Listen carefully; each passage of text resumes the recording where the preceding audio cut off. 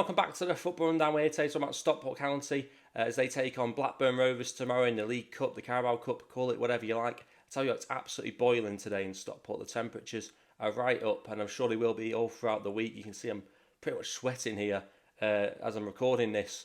So County in the League Cup over the last two seasons hasn't been great. We obviously had Leicester in 2022 went out on penalties. Premier League opposition at the time, Leicester, of course, they are back in now in the Premier League as well. And then we had Sheffield Wednesday at Hillsborough last time out, last season. Again, another disappointment. Probably hurt more because Leicester, we held our own.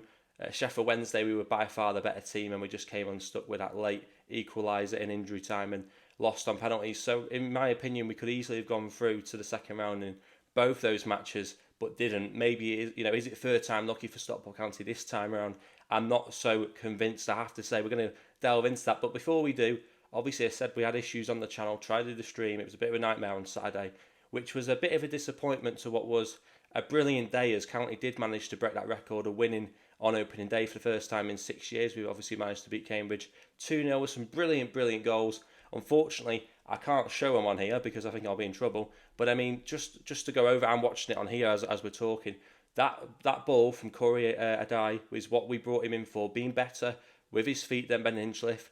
And you can see it's a brilliant ping into Cal Wotton, who uses that physicality, that target man ability, if you like, gets it onto Barry, and it's just an audacious attempt on goal, chipping the keeper. And that puts us ahead within the first 5 minutes. I've got to say as well, a lovely bit of play for the second goal as well, because Jaden Fevrier came on and within minutes, a little bit of tricky play, manages to get the crossing. It's a pinpoint cross, headed home by Kyle Wotton perfectly. Probably my man of the match in that game, to be honest. Kyle Wotton, as people probably know, regulars on this channel probably know, not a favourite of mine, Kyle Wotton, but I have to say, on Saturday, probably man of the match, instrumental in both goals, obviously scoring the second one. Credit where it's due. Now, it's going to be interesting games tomorrow for us, because we're a team that has been used to winning over the last few seasons. I don't think that's going to be the case tomorrow. I think it is going to be a tough game. Obviously, championship opposition, but obviously we know a lot of injuries as well, which might mean we see a weakened side to go just to start with. And we're going to talk about it. So both teams won on opening day. Both won their opening games. Blackburn hosted Derby County, who had just been promoted from League One to the Championship. They beat them 4-2 at Ewood Park. On Friday night, goals from Dolan, Andres Weimann, Schmodik. So I think I said that right away. He's one of their better players, probably their best player. Let me know, Blackburn Rovers fans. And Yuki Ohashi. I probably made a hash of saying that name actually. County obviously broke the record of failing to win on opening day as they beat Cambridge 2-0. We just said that. Brilliant goal from Lou Barry, brilliant bit of play from Fevrier, and a brilliant performance overall from Cal Wotton, who I thought may have moved on this summer. Looks like he's going to have a massive part to play in our success, if we have any success this season. County obviously have failed to progress to the second round in each of the previous two seasons, losing out both times on penalty shootout.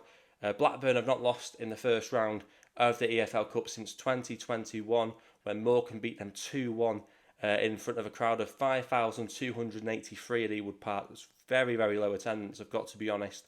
Then again, I suppose it would have been COVID, but would have been one of the first games with fans back in the ground, I'm guessing. Let me know, Blackburn fans, am I right on that? Blackburn obviously reached the fourth round last season in the League Cup. They lost to Chelsea 2-0, but they had some impressive wins along the way. They beat Walsall 4-3 in the first round. They beat Harrogate 8-0 in the second round, and then they beat Cardiff 5-2 in the third round. So they had quite a lot of goals in the team in that EFL Cup run last season. Just came unstuck against Chelsea, who I think reached the final when they played Liverpool. The one-time League Cup winners, I think they won it in 2001-2. They faced a Stockport County side, like I say, have faced higher opposition. Not only have we lost on penalty shootout in the last two seasons in the League Cup in the first round, we've also lost to higher opposition. We played some really good quality teams. I know Leicester were relegated the season we played them, but there's still Premier League against a team which was basically just brand new to League Two. Sheffield Wednesday just gone up to the Championship when we faced them, so there was already a gap in quality.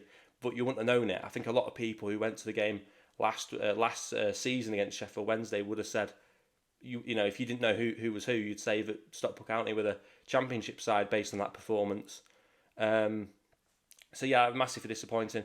Obviously, last season's defeat particularly stands out because it was a sore one for us to take. It was a brilliant Paddy Madden goal early on, which got us in front, and we just lost that lead. We couldn't hold on. Tariq Bakinson scored in the 97th minute of injury time before losing 4-1 to Wednesday on penalties. County and Blackburn have actually met in pre-season over the last 2 seasons. They obviously met at Edgeley Park just a few weeks ago. I'd had the vlog up on this channel. Maybe some Blackburn Rovers fans have come back to the channel from that video I put out a few weeks back. Obviously, Blackburn won narrowly in that game. They won 1-0 from the penalty spot.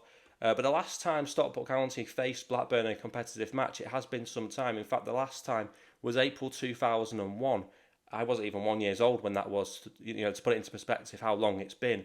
The match ended level as neither side was able to score. The two sides have only met on 11 occasions, with Blackburn Rovers winning 8 of those. County have won twice with a draw as well. In between those, County have only had 2 wins over Blackburn Rovers in their history, and both of those have come in the cup. So maybe that's a little bit of a hope for us that we maybe can get a result tomorrow. But like I say, I'm not hopeful with the team that I'm expecting to play. To give a little bit of context to Blackburn and how they've been in recent seasons, they finished 19th in the Championship last season.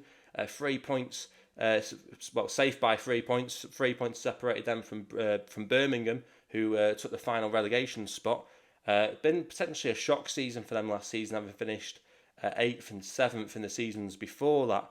Obviously, it's been a difficult time for Blackburn over the last few seasons since being relegated to the Premier League. They haven't got close to it in terms of playoffs. I don't think in the Championship. Last season was a disappointing one. I think they'll have higher hopes this season, especially with a manager like John Eustace in the dugout. Obviously, Blackburn Rovers manager having been appointed February the 9th, he was given the job at Blackburn, having been sacked by Birmingham, who we would see be relegated in the same season. He was sacked by them on October the 9th. So I suppose it was a bit of an interesting one. He would have had mixed emotions when he would have seen his team stayed up with his former club going down. Blackburn Rovers then, what can I tell you about their team? Well, Sammy Szmodics is probably the player to watch out for Stockport County tomorrow if he does play, because they might go weakened as well. He scored 27 of Blackburn's 60 goals in the Championship last season, 4 assists as well, taking his goal involvement up to 31.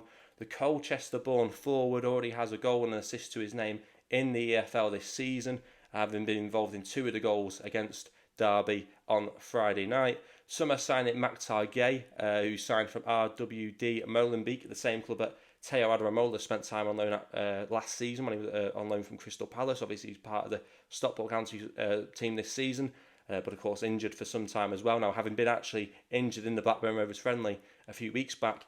Maktar Gay, I think, is an interesting one. As I say, new signing. I saw a glimpse of him in that friendly a few weeks ago. Didn't look particularly that great. Doesn't seem to be a typical out-and-out number 9 who can score goals. Actually seems to be better at using his height, using his physicality, at bringing other players into the game.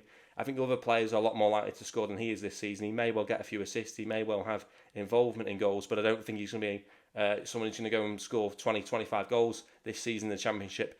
But then I could be wrong. So let me know your thoughts on that, Blackburn Rovers fans. What are your thoughts? What are your early thoughts on Maktar Gay, the new signing from RWD Molenbeek? And let me know who you think we should be looking out for if you don't think Sammy Szmodics is the best player at Blackburn Rovers at the moment. Stockport County, obviously we know injuries are an issue for us at the moment. I think we've got a list of 11 players out injured, potentially 12 if Lewis Bate has gone down with an injury. We know he was taken off late in the game on Saturday. As far as I'm aware of, there's no players due back from the players who were originally injured prior to the game on Saturday. We know that, as I say, Lewis Bate may possibly be carrying a knock, but that isn't confirmed.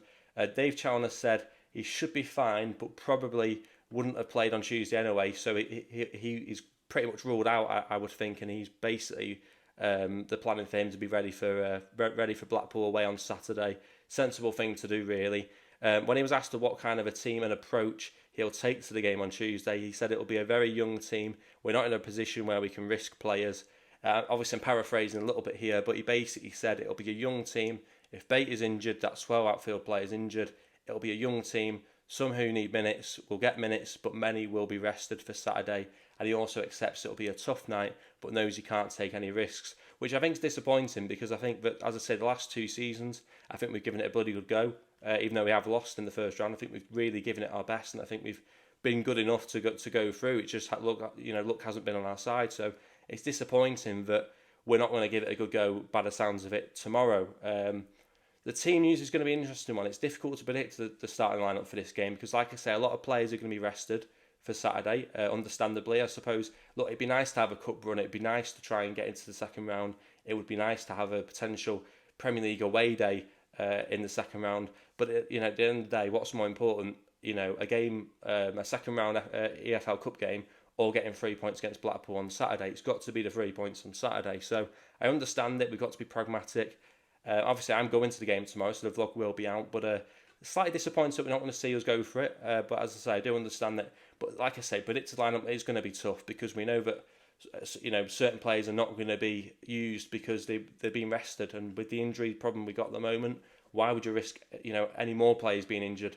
And it would potentially put not just Blackpool in doubt, but depending on the type of injury the player could potentially sustain, it could be quite tough for us. So I understand we're going to try and wrap a lot of our better players up in cotton wool, but I think some of these starting 11 players do have to come in tomorrow still. Ben Hinchliffe, I think, will start in goal for us. I think we've seen him be on the bench on Saturday. Corey Day came in and kept a clean sheet and did relatively well. Made the odd error here and there, but mainly recovered from them as well. And as I say, was vital in the first goal. So I think Hinchliffe comes in. I think we'll see him be a cup goalkeeper. Gina KK, obviously been part of pre-season with us. I think he'll come in at right back. I think we'll see Tyler Onyango who come in. We saw him obviously come in on loan from Everton on Friday. Dave Chandler did say he'd pretty much be thrown into it very early on, so I think this is his opportunity. I think he will start the game. I think he'll start the game alongside Hughes, who's come in this summer as well. I think Ethan Pye will go to left back. The thinking behind it is some first team players will still have to play. Ibal Toure is not worth risking because if he gets injured, we've got no left backs. Ethan Pye can play there, and if Ethan Pye does get injured, whilst we don't want him to, we do have more options at centre back. So that's the logic behind that, but I'm not as confident on Ethan Pye starting at left back as I am the rest of the players that I've named already. Same with the midfield. The midfield's a really tough one to call. I think Odin Bailey will start at the tip of that midfield three, but I think Jay Mingy and Kellen Camp's in there. It's just because I can't think who else would go into that team. So as I say, I'm not too confident on those two players in central midfield. Let me know your thoughts on that. Jaden Fevrier came on and had a really good impact off the bench. I think he'll start tomorrow. I think they'll want him to try and get minutes in his legs, and I think he will get that start, which he probably does deserve based on that performance when he did come on Saturday. Shea Gardner, I think this is the game for him. I think he'll start on the left wing.